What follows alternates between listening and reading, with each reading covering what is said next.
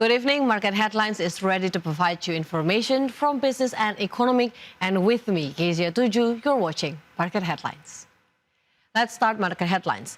After experiencing a surplus since the beginning of this year, the 2022 state budget is again experiencing deficit towards the end of the year.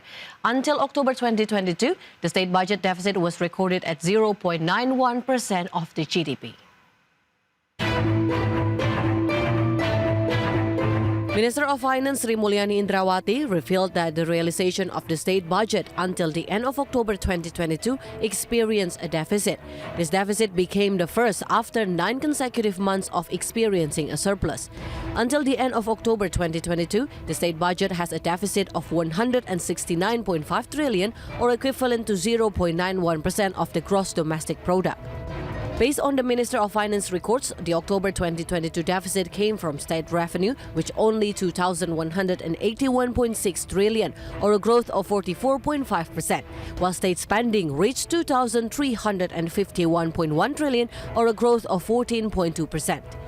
In more detail, tax revenue reached 1,448.2 trillion or grew 51.8%. Custom and excise 256.3 trillion or a growth of 24.6%. And non-tax state revenues reached 476.5 trillion or a growth of 36.4%.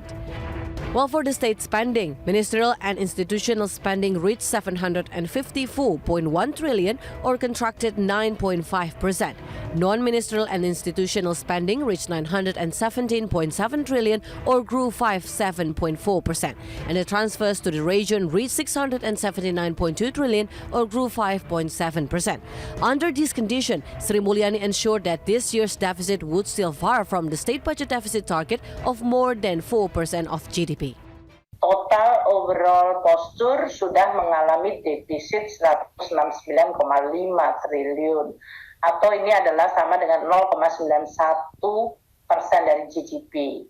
Dibandingkan dengan Perpres, Perpres 98 ini yang merupakan landasan undang-undang APBN kita, defisit total sebetulnya adalah 840 atau 4,5% dari GDP. To face the challenges in the next year, the Minister of Finance will also accumulate for a significant amount of remaining over budget financing or SILPA as a measure to anticipate financing in 2023.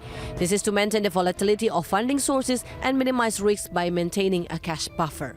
Jakarta, Raharjo Patmo for IDX Channel.